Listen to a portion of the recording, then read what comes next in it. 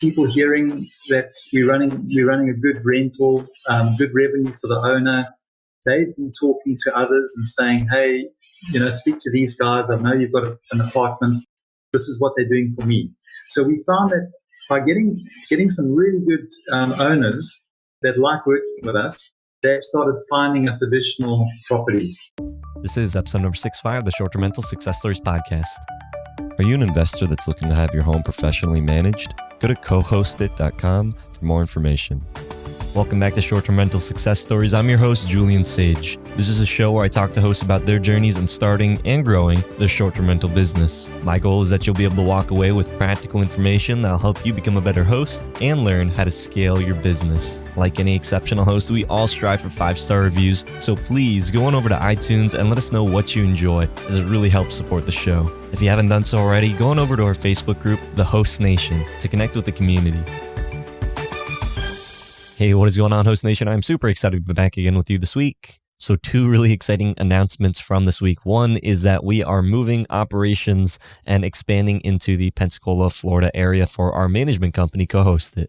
Moving into a new market can be very intimidating, but it's also a way for us to be able to start stretching and growing outside of our comfort.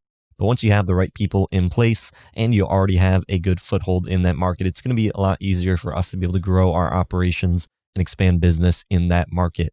And diving into a new market also means for us looking at what are the available rentals. So from a master lease perspective, for those of you that don't know, Cohosted offers an investor program where we find properties that we can master lease and offer turnkey rentals with management to our investors. Master leasing, I believe, is a really affordable way for people to be able to get into short-term rental investing. It has really good returns and the risk is very nominal. So this past week, spent a lot of market research, running numbers, and calling a lot of people, getting a lot of no's and a few yeses. But this is just the start for us, and I'm really excited to be able to share this journey with you all. The other exciting announcement is that we are also starting another podcast. So a lot of the listeners of the show, I'm sure, are into other forms of investing. So a new podcast that we are also starting officially as of yesterday is the Multifamily Success Stories podcast.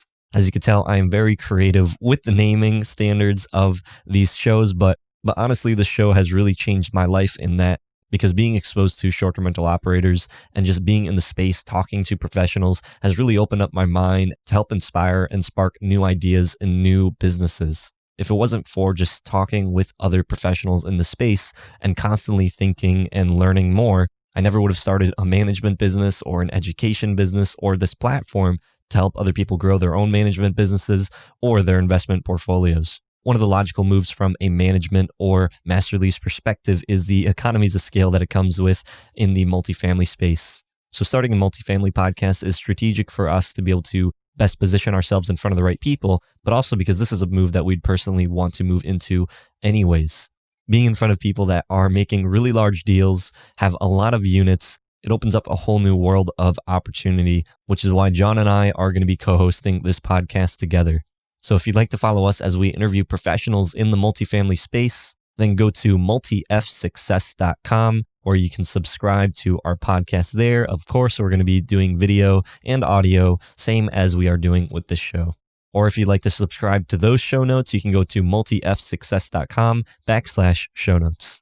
Don't worry, I'm not going to be going anywhere though, because this show's not going to be changing or ending anytime soon. I've just got more work cut out for me. I'd like to introduce our guest because in this episode, I had the special honor of speaking with someone from Western Cape, South Africa, and that is Anthony Keane. Anthony started his short-term rental property management business 7 months ago and has scaled up to 21 co-hosted properties. In this episode, I talk with Anthony about how important it is to really build the foundation of a management business. We talk about how he's been able to scale so quickly, as well as how he was able to get to 21 properties all through referrals and word of mouth. This is a great episode for those of you that are interested in growing your co-hosted properties. If you like my show notes for this episode, go to shorttermsage.com/STR65, or if you like my show notes sent directly to your inbox every week, then go to shorttermsage.com/show notes. With all that being said, on to this week's conversation. Hey, welcome back, Host Nation, to another episode of Short-Term Rental Success Stories. In this episode, I have the special honor of speaking with Anthony Keane. Anthony, would you please introduce yourself to the Host Nation and let them know who you are and what inspired you to get into short-term rentals? Hi, Host Nation. My name is Anthony Keane. I'm staying in a beautiful little place in South Africa called Plettenberg Bay. It's on the coast. My parents stayed out here and they developed some health issues in the last year or two. So my wife and I, we were full-time volunteering, and so we decided to come down to this part of the world. And I've been running an Airbnb for my parents, and so it was kind of a natural progression to get into short-term rental. And we wondered if other owners like my parents who didn't really like the tech and the whole managing of it, whether there'd be more like them who would want us to manage their properties. And so that's kind of how we started. So you said you were managing a property, listing it on Airbnb for your mom about 3 years ago. Like 3 years later, did you realize that you would be managing now 21 properties? And these 21 properties, you didn't really start scaling this until really quite recently, right? Yes, that's right. So we were helping my parents with theirs, and then from roughly July last year, 2019, that's when we started to look around at others, and we found two owners in the same apartment block where we live, and we pitched to them and we said, let us try and run your rentals. Neither of them were short-term rentals at that stage, and they helped us to get going and to sort of work out how we work. And then from there, we started cold calling different owners. And once we had about 4 or 5, from there, they started recommending us to their friends and kind of grew. So that's how we started. Wow. And just to kind of recap, you're managing now 21 properties that you're all co-hosting. You really started picking up the business at around 7 months ago, but I want to hit back when you first started. So for 3 years, you were managing your mom's rental, and you were making some income off of that. When did it click though that it was like, hey, like this is a really good scalable business, and it's able to, you said it's short-term rentals and the Western Cape, Plettenberg Bay, it's making about 150% more than long-term rentals, which is still really good. But when did it click? It was like, okay, I need to really maybe get a little bit more serious about this. We looked at it and we said to ourselves, we were staying remotely. We were 1,200 kilometers away from where the listing was. We were running it remotely. We were super hosts for those 3 years, and we never met a guest. And so that kind of got my mind thinking about the coast. It's a beautiful area. There's lots of holiday homes. There's lots of owners that stay away from their properties. And so when we decided to move back to where my parents were, it was a natural thing. We thought, well, there must be owners that either are not using their property to the full potential as far as revenue, or they're trying to manage it themselves and they're struggling. And so that was our two sort of types of owners that we try to find and target. And so you identified that like, hey, I can do this remotely. Are all the properties that you're managing now, are those all still remote, or are you pretty local to everything now? So we've got 15 of the properties in the town where we stay, and 6 of them are in the town about 30 kilometers from where we are. But only one of them is one that we check guests in and out of, etc. All of the rest are self-check-in. We run them as if we're not there. So that's our model. We try and take on listings, and we say to the owners, even if they're right near us, we set them up self-check-in with a lockbox, check-in guides for the guests. They might never meet us. Sometimes they will. If there's something that really happens or we feel we want to meet them, we will. But generally, we try and run it like a machine. And I mean, you're doing something right to be able to run it. You're running it like a machine. Being able to scale up to 21 properties in 7 months is, not. I don't want to say that's an easy feat. A lot of people get stuck at a certain amount, but what about? Is it just like there are not a lot of people in Plettenberg that are short-term renting, or is there just how are you able to scale so quickly? So I think there are quite a few managing agents in our area, but their model is very different to ours. So what they're doing is they say to the owners, we'll manage your property, and for that they charge a monthly fee. And then in addition to that, for the bookings, they charge a percentage. But essentially what happens is many of them have got 150, 200 listings. It's quite a big market. So they're sitting with all these listings. They're getting this monthly fee for managing the properties. And so there's no incentive to really drive bookings. And so that's been the status quo. So when we approached owners, our pitch was very different. We said to them, we're not going to charge you a fee to manage your property. We're going to charge you a percentage of bookings. If we don't get bookings, we don't earn. So we're going to be incentivized to really to get as many bookings as possible for you. At the same time, we're going to manage your property, but we're not going to charge you for it. It's in our interest to manage it. We're going to make sure that it's in good condition because our guests are going to review us. And anything that's wrong has got to be made right fast. So you're going to have eyes on the property. We're going to be handling the cleaning. You're not going to pay the cleaning because we're going to charge the guests as far as checkout cleaning. So that was our model that we came in with, which was, it worked because they were used to being charged a monthly fee and not knowing how many times their property manager is actually going to go to their property and do what he says. So this way around, they had no risk. It was take a risk on us. If we don't get bookings, it doesn't cost you anything. And so that worked well for us. So you identified that there was a need in the market because, and that's the really interesting thing about co-hosting is that like in different areas, they have different ways that they manage properties. And what you're saying is where you're located, where all the management companies are using these vacation homes, they're doing a fixed rate on top of a commission. And basically you came in and you said, well, I'm going to do more of the traditional co-host model where it's not, you're not just like another property that's, adding revenue. It's like, I'm only profiting if you're profiting. How are you finding these properties though?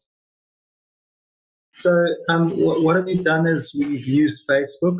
We started doing our Instagram and Facebook posts. And through those, we found 2 or 3 owners that approached us, which was great. But then I also started looking around at different apartment blocks and chatting to owners, getting their contact details, phoning them up. In one area where my parents' apartment was, we had the first one, and then a guest stayed with them and mentioned that he was looking to buy one. So I actually wrote to him and said, have you bought one yet? He said, yes. So I said, can I manage it for you? He was about to sign with another property manager. I was able to pitch to him. He then went with me, and that was my second one in that apartment block. And then another Superhost with 90 reviews saw my post on Facebook. He approached me because he was tired. He was fatigued from running his own. That was my third one that I got on board. And then from there, again, it's just kind of been organic. People hearing that we're running a good rental, good revenue for the owner. They've been talking to others and saying, hey, speak to these guys. I know you've got an apartment. This is what they're doing for me. So we found that by getting some really good owners that like working with us, they've started finding us additional properties. So after the first around 4 properties, and you were using things like Facebook, you were doing a little bit of a little bit more manual labor, but after around those first 4 properties is when you were able to scale up to 21, majority just being through referrals? A lot of them referrals. There's been 1 or 2 that we've actually found ourselves, and then we've had a few that have approached us just through that sort of networking of other owners. In fact, one owner has given us 4 different referrals that have turned into 3 additional listings. So that was quite nice. And we didn't even have any real bookings for them yet. It was just they enjoyed the way we worked with them in setting up the listing, in investing in it. Because often when you start with a listing or 2, you put a lot of energy into it. Yeah, so basically we invest in the property with the owner. In other words, we invest time. It might be a few weeks that it takes to actually get the listing ready, make sure it's guest ready, has all the amenities. We put the time in, we show them that we're committed, and we know that we'll benefit down the line as the listing gets going. a lot of people think it's just managing a property, and that if you're able to make the money, that it's going to be able to, that you'll get a bunch of referrals. But what you're saying though is even before you get the listing up and running, just that client acquisition process can really, you know, allow for, a good experience. And you said, just before they even got their listing live, just because they had a really good, transaction with you, that they decided to start referring you to others. What exactly are you doing in that, acquisition period that is making it such a good experience? I think it's just the personal attention with them, and making sure that you're honest, that you don't over promise and under deliver. So be very honest and open. Say to them, these are the things that we've got to get right. If we don't get these basics in place, and it's simple things. In Africa, like good internet's hard to find, uncapped Wi-Fi. But we're quite specific. If you don't have uncapped Wi-Fi, you're going to work very hard at the reservation stage to keep going. So let's get that in place up front. But let's rather delay it, make sure it's all right. So all these types of amenities that we feel are deal breakers, we work with them to get it up and running.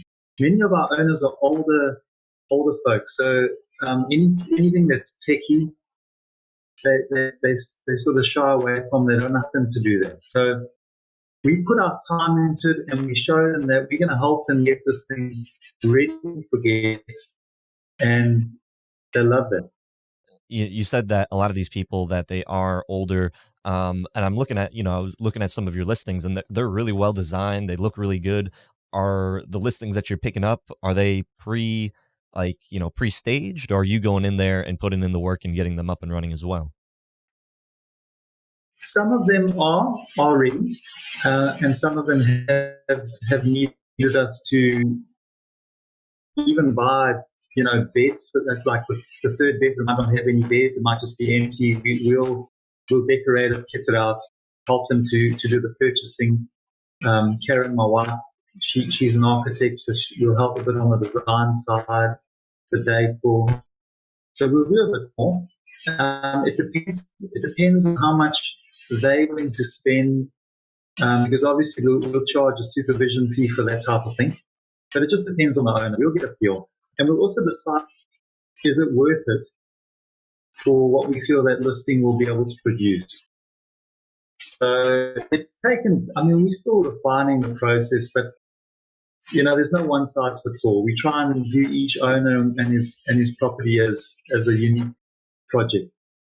So when you're taking on these clients, are you literally taking them away from the other management companies that are with this older model, or are these people that are fresh to the short-term rental space? Yes, I would say a good half of them we've taken away from the other model. So we've kind of stirred up a lot of them, but they're such a big market, and they're sitting on so many listings that we haven't started to hurt them yet. So we're just picking off these ones where they weren't really working them properly, and the owners are now starting to give proper attention to their pricing, attention to their listing, better photographs, and they're now seeing this momentum growing on the bookings. And we also we keep them well updated, because of the owner portal we use. Every time they get a booking, they get an SMS. Congratulations, Manage My Home has just got you another booking for 2 nights for this date. So they feel super involved. They're getting the same excitement that we get when we get a booking. They're getting the same thing. So they're kind of on the team with us, And the people that are transitioning from this older way of managing, they're they're just really kind of transitioning over from those referrals. So the people that you're working with are saying, hey, I'm working with Anthony, and he's a rock star. And these people that are with this older model, they just didn't feel like they were getting enough, so that's why they move over. I think so. They weren't really getting much attention. They mostly book in real prime seasonal periods, which we say to them is it's easy to get bookings then. The art of this business is to get bookings out of season. And that's what we're going to put our focus into. So yes, we can get bookings at Christmas time and all those times when everyone has bookings. That's easy. We can get that way in advance. But out of season, to have a really good revenue coming in January, they don't always get that from the others. So I think that's been a nice sort of entry for us. And what are you doing specifically that allows you to differentiate? Because one of the things with co-hosting, it's like, you're competing with everybody else. Fortunately you're doing something that is, disrupting the model in that area, which is really unique.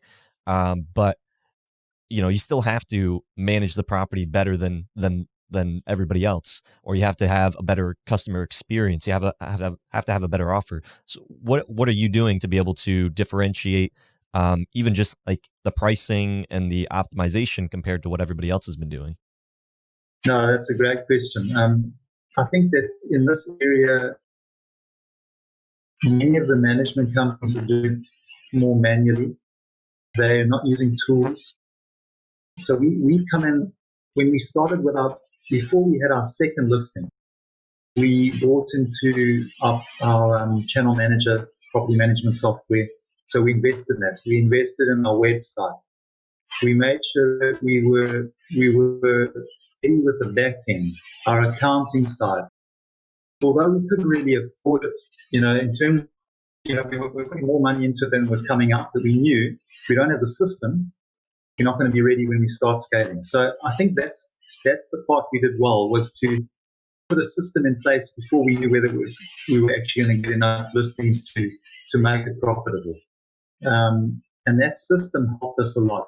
So using software like Guesty, we used Guesty as our channel manager. Fantastic. There were three things we wanted. We wanted a channel manager.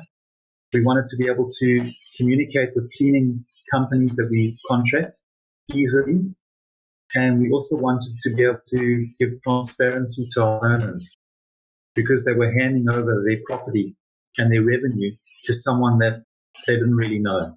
So they're no longer going to have access to their Airbnb accounts. Maybe we're going to run it a different model where we have all control, but how can we make sure that they're fully involved and they're seeing everything? So Guesty helped us a lot. And then we also we're using Price Labs. And I think that's a big boon for us compared with your traditional managers, because what they do is they'll say, this house is 2,500 South African Rand per day, and it's out of season. Whereas, as you know, Price Labs and managed pricing, you know that Airbnb and Booking.com are going to tell you what the price should be. And you're going to have to adjust, and you've got to think about it daily, weekly. And so we're working the prices for them. And I think that's the difference. What has been the most challenging part of starting this business? I mean, you had a little bit of experience when you were managing your mom's property, but to just managing a single property to scaling to 21 in 7 months, that's a big difference. I think the most challenging part has been to stay on top of the business and not get sucked into the business. And we haven't got that right yet. We're still doing a lot more than we want to. So as you scale up, you need to identify work that you can pass on to other roles. So I think that's what we're still trying to do. So we haven't got it right yet, as I say. But that's the goal. The goal is to constantly make sure that we're not getting sucked in. But every time we identify something that we're working hard on, is come back to listing level and say, how can we fix that at listing reservation stage? And then also try and get a thing together. I think to find the right people, be it an electrician, a plumber that you can trust in an area that's not going to charge too much, but willing, odd times, out of hours, develop good relationships with your cleaning company. That's your key, because they're going into the property more than you. So that's been the biggest challenge, is to scale and choose them, because they're also going to scale up as you scale up. but you've got to make sure that you protect their weakness and you amplify their strengths, and you also identify where they have grown beyond what their capabilities, and so you need to add another cleaning company. So it's just managing the people. I think that's the biggest challenge. And a lot of people maybe don't realize that with the co-host model, you're managing, but a big part of that process is that onboarding, like you were talking about. How many people have you had to do like a property analysis for? And you said you're spending around 2 weeks sometimes, walking a potential client through that acquisition process. How many people did you have to go through in order to get to 21? That's a good question. Yeah, there's been some that we've met and we've walked away from. There's been some that we've met and it just never came off. They've kept us on the line. It might come off future. I've just tried to put my energy into the ones that you feel is right. And when you know that it's not really fitting into your model, like for example, we try and avoid taking on any properties where an owner stays on the property. So we don't really want to short-term a part of a property where an owner's there. But we've made exceptions to that, and we've been burnt because we've managed the property and the owner's there, and you've eventually got this triangle that doesn't work. So we've learned our lesson with that. So sometimes we get approached by others and they say, please manage my property. We turn it down and say, it doesn't really work for us. We kind of like the full control of a whole property with the owner's not there. We do that better. We're just honest. And what are you doing to be able to set your units apart from everybody else? I know that you said that there's these management companies that are just taking a commission and probably just operating these vacation homes that have been sitting there, but you're going in and you're putting a lot more work into these. Are you doing something different than what these other companies are doing? I think the main thing, as I said, is managed pricing. So managed pricing is a key to getting good revenue coming through. We do put quite a bit of effort into our photography. We do that ourselves. We've also learned to improve that. So with our current listings that we've been bringing on there, our photography is getting better. Our listing quality is getting better. So now we're going back to our older ones as time allows, and we're starting to fix those, redo photographs, change our approach to listing and property descriptions. Don't make long, boring paragraphs, but bullet points, clear. This is the high points. Like, this is why you want to stay at our place. Read the first 4 lines and you want to click book. So we're learning that now. So I think it's the passion. You've got to have some type of passion for it, and you've got to want to give guests a really nice experience, but also make sure that you're not getting emotional and you're viewing it as an income stream for the owner, and you're really working for the owner too. So that's kind of our pluses. Hey, this is Julian, and I wanted to be able to give you our newest book, Airbnb Secrets Revealed: How to Build a Fortune on Airbnb Without Owning Property. In this book, we talk about the concepts of rental arbitrage investing as well as co-hosting and how you can build a business leveraging other people's properties. This book is perfect for the new short-term rental investor, and it's something that I wish that I had when I first started, as it would have saved me a lot of trouble and helped me to understand how to be able to leverage the power of short-term rental investing in your own real estate portfolio. If you'd like to get our newest book completely for free, go to shorttermsage.com/free book. Now, back to the show. Where do you feel that you're spending most of your time at the moment? Because with the co-host model, when you're doing a full management business, just managing other people's properties, like we were saying, a customer acquisition is a whole process, operations is a whole process, and everything in between there. Where do you feel that you spend the majority of your time at the moment? At the moment, I think majority is going into operations. We need to transition quite a bit of that work over to those that we trust amongst our team. For example, some of our cleaning companies, we've realized that the cleaning company owner that we deal with, they're great, and we trust them, and they come a partner with us.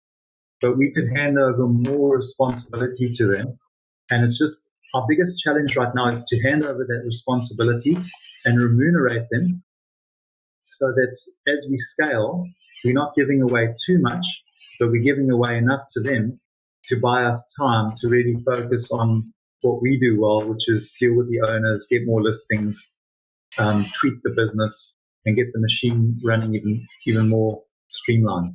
So I think I haven't got that right yet, and that's something that I'm always interested in when I watch your podcast, is learning from others on how they remunerate team members as they break costs and try and get it off them.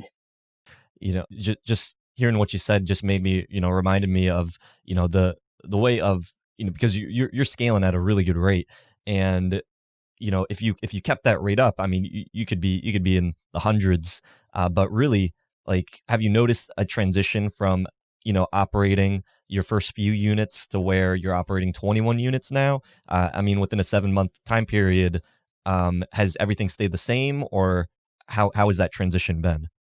I think we getting to 20 listings, you're now starting to realize that if you don't make a change to the structure, you're going to burn out. You're going to start having problems. And I've heard that some of the other podcasts that I've listened to on your show, you can hear, you can get to the sort of size, but then you've got to make some really structural changes for it to work. So you don't want to lose the joy, because there's a lot of fun with this type of business. And the moment you start losing the joy and you realize, man, I've got 100 tasks to do to keep everything running before these guests come in, you need to change something. And I think that's what we've realized. We've got to keep tweaking it. The model has to keep changing if you want to scale. Have you noticed from the other management companies that are in the area that do have this older model? Are they doing things that you can implement? Like right now you're saying the cleaners is something that you're trying to get the cleaners more involved. Have you noticed with the other management companies that they are putting a lot more on the cleaners, or are they doing things that you're trying to model? So our model, we've chosen not to have any staff, which is quite amazing. So really, it's just my wife and I running 21 listings. So the way we've done that is we've tried it at all costs to not have staff ourselves, and to make sure that we're contracting everything out as much as possible. So it's meant that we've had to really put a lot of effort into selecting the right cleaning companies. And I think that's the difference between us and the traditional. The traditional, they all have their own cleaning teams that work for them. They have their own maintenance teams that work for them. So we don't have any of that. All of ours is contracted out, which is a great way to run, because it keeps us light. We don't have staffing and all the issues with tax and all that type of thing. At the same time, we don't have the same access to team that they do, because they've got them full-time employed. So that's the challenge with the way we've structured it. Where do you see the next evolution where you are now? Are you at kind of your tipping point right now to where things need to seriously change, or what's the next step for you? I think that for us, we've scaled up quickly because we wanted to get us, our income going nicely as far as how many listings we needed, and we felt 15 to 20 would be right. And I think we were right with that number. We want to now, with the 21, is just get everything clicking, make sure that it's running smoothly, optimize those ones, and then let it grow organically from here. That's our goal. Is when we bring in number 22, 21, and we really want, it's a gold listing. We don't have to be desperate. We handpick them. If we get approached by someone and we don't feel it's a great list, we won't take it. If we take it, we will look at our others and say, which owner we're currently dealing with is not easy to deal with. He doesn't like spending. He's not really he's not a partner. He's hard work. We're nervous that something's going to go wrong and he's not going to support us. We'll try and clean out those as we bring in the next one. So eventually our group of owners are really our close partners that we get on really well with. I think with a group, when you scale up fast, you sometimes compromise and take on relationships with owners that you might have taken needing to. So I think that's where we are. We're not going to try and just keep scaling up at an amazing rate, but rather cement the systems and optimize the current listings to produce the most they can before we scale up anymore. That's beautiful. You know, we just had an episode with a previous guest, and they were saying, you know, one listing can take up, you know, the 80% of your energy, and it's only making for you like 20% of your income. So it's, you know, the Pareto's principle is you want to focus your attention on what is working rather than what's not. And when you're scaling, you're picking up just basically anything because you, like you said, you're trying to hit your number. You're trying to get to that number where it's like, okay, you know, I feel good now. And you said 15 to 20. Now you're in a good place. What types of people are you looking for though? Because like what is in your mind is like the person that, you know, if in your portfolio, you can even use someone in your portfolio, like what type of person is that is sucking up all your time, and what are the types of people that you're trying to find now? So we've got owners that they don't want to spend on maintenance. They don't want to spend on a lockbox for self entry. So you see the warning signs. You realize, okay, they're wanting the revenue, but if something happens with this property, they don't really want to spend enough to sort it out. Also, they're not proactive in replacing items on their property, in being willing to invest in the property. Whereas we've got other owners. One of them is you probably looked at it, number 5 Commodore. It's nice in the Keys. It's a beautiful property. He bought it, and he's coming to us and saying, "I'm going to replace the lounge suite. I'm changing the outdoor furniture. I don't like the size of the TV. I'm gonna change it." And we're like, "Actually, we think it's okay." And he's like, "No, I want to improve it." You know, so that's great. And when you go to him with anything that happens during the guest day, there's no issue. In fact, we've set thresholds with our owners and said, you know, below a certain amount, we won't even contact you. You're happy, we just go ahead and do things. And they're like, go for it. Those are the owners you want to deal with, because you don't want to hold up the service to a guest because an owner is not giving you the support you need. Have you noticed that if you're marketing or trying to find a certain type of client, like the one that you said, we'll call the troublesome client, is if you're trying to market a certain way, do you end up finding those types of clients versus your ideal clients? Like, how do you find the ideal ones? I think the ideal ones often come to you from your better existing clients. So if I think of there's one lady that we got a listing, and at first she was dealing with a traditional management company. They already had bookings for the prime period, so we had to take on the listing, losing that revenue. But we took it on and we said, no problem, you know, we're happy. We'll take all the tidbits in the meantime.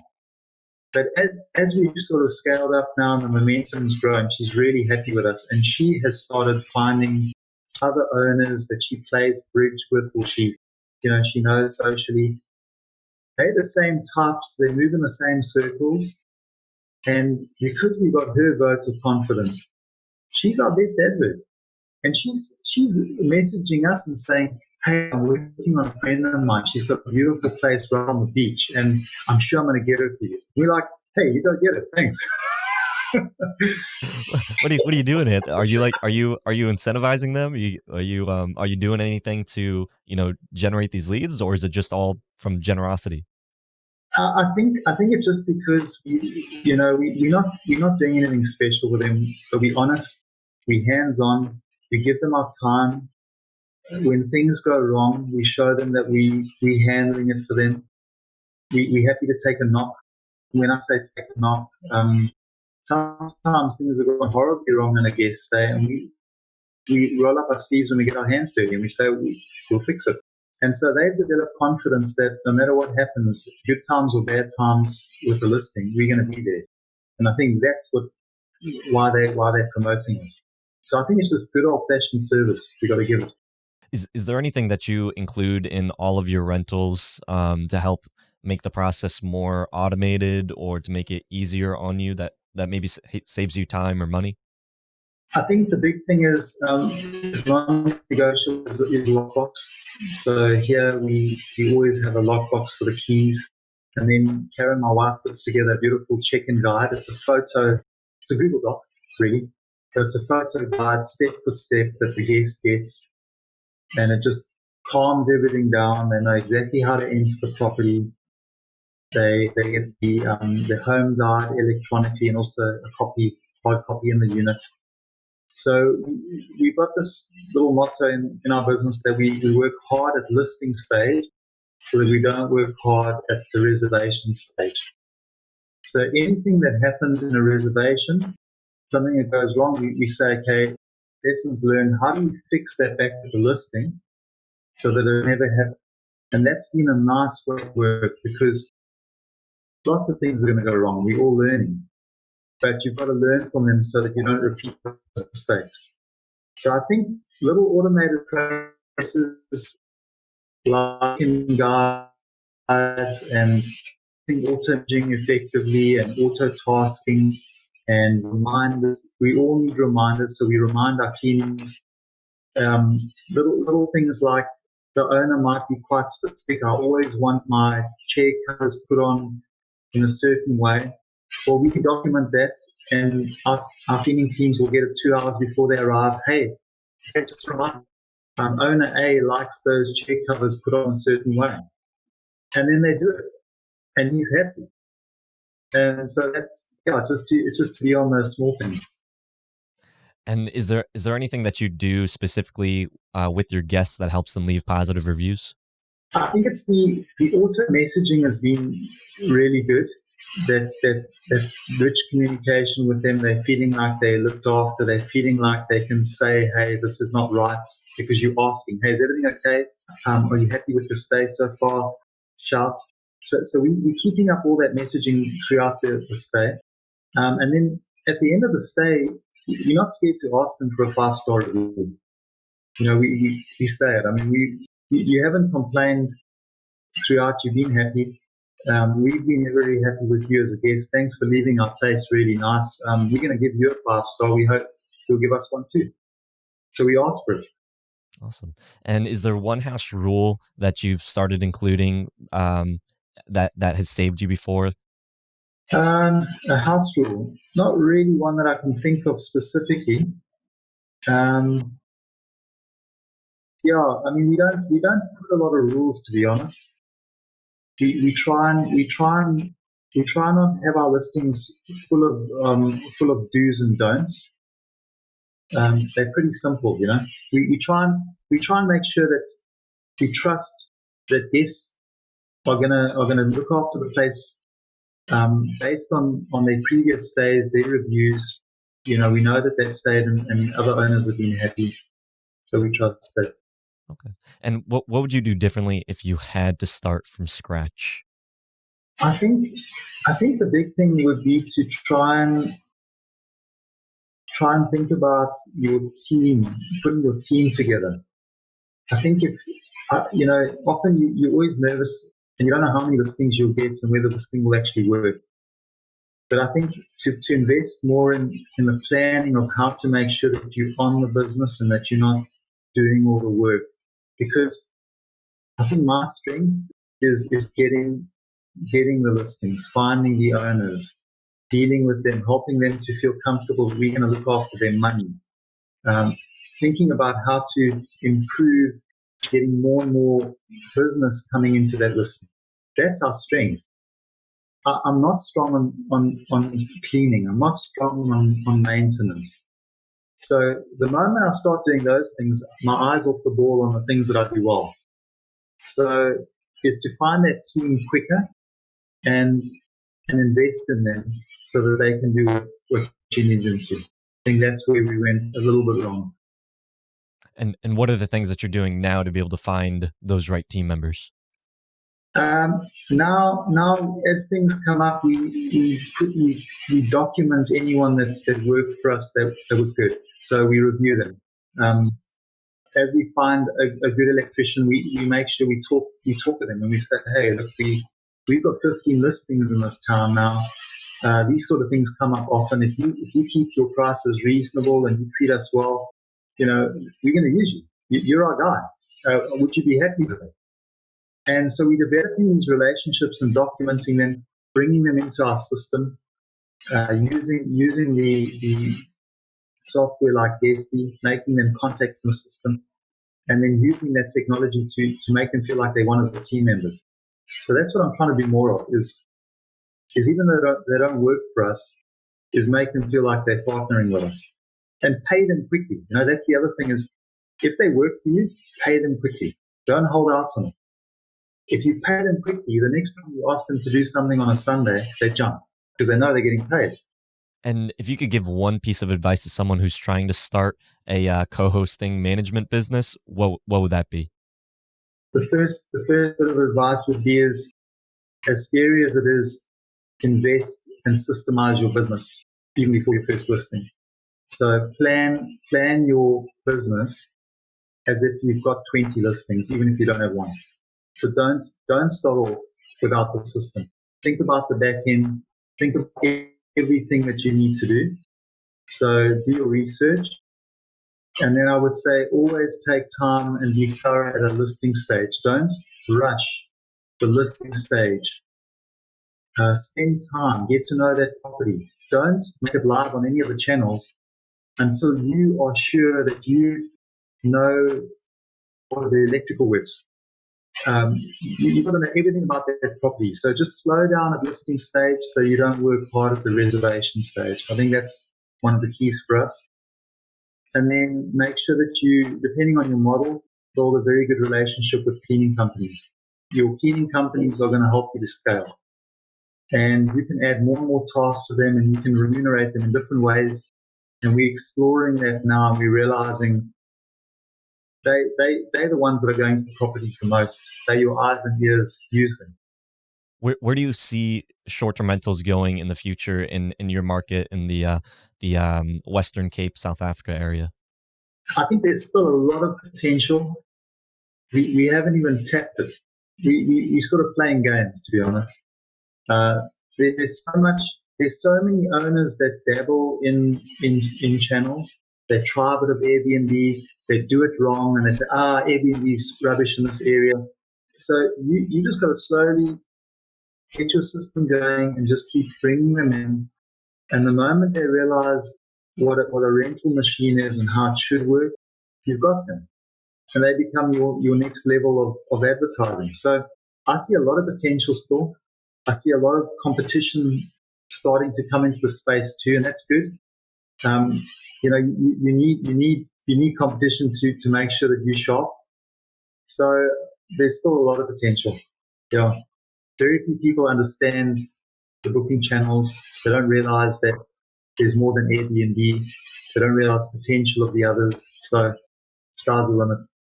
Yeah, I think people forget that that there is a learning curve to this business, but once you've been in it, once you know how to be able to operate it, your skill set will be able to differentiate yourself from everybody else that just thinks that I can just come in here. It's not like a traditional long-term rental property where you're just picking a property up and then finding a tenant. Like, to be able to really maximize your income, be able to have a well-oiled vacation rental machine, like you were saying, it all comes down to your skill and your ability and your willingness and passion to learn more.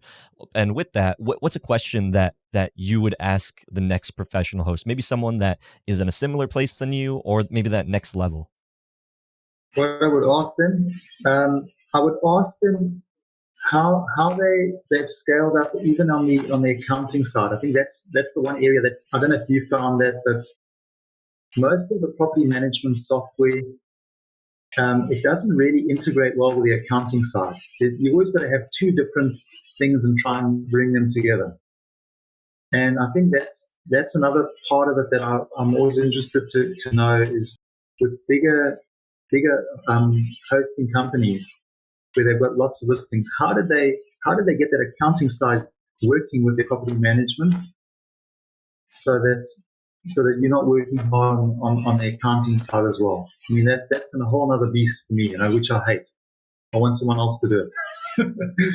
Right on. And just to wrap up, what is short-term renting allowed you to do in your life? Is this something that you plan on continuing to scale more? Are you satisfied with the 15 to 21 listings, or where's Anthony at? I think we'll definitely keep growing, because I see that once you've built the machine and you've made it really scalable, you'd be stupid not to keep bringing in listings. But I think you've got to also be modest and say you can't scale up at the same rate as maybe you initially started. And that's where we're at. We're saying, yeah, we'll bring them in, but we'll bring them in a lot slower and more thorough, and we'll be more clever with the way we do it now, because we understand where we've gone wrong in the past. So I think that's where we're at. We'll keep growing, maybe not to 50 listings, but we'll grow organically and keep trying to give the same service, even though our team gets a little bit bigger. Awesome. Anthony, well, it's been such a pleasure. I want to get you back on the show when you have worked out your systems a little bit more and you have some more properties under your belt. I'm sure that things are going to be changing, and would be happy to have you back on the show. Thank you very much, Julian. It's been a privilege to be on the show, and I've really enjoyed even listening to the podcast, and I've learned a lot from those that you've interviewed. So it's been great. Thank you. I'm learning a lot from you too, Anthony. That's why I keep doing this. But until next time, Host Nation, keep on hosting. Hope you host benefited from the show. If you found value, please go on over to iTunes, leave us a review, and let us know what you enjoy about the show. If you'd like to talk to hosts that have been featured in these episodes as well as the community, go on over to our Facebook group, The Host Nation.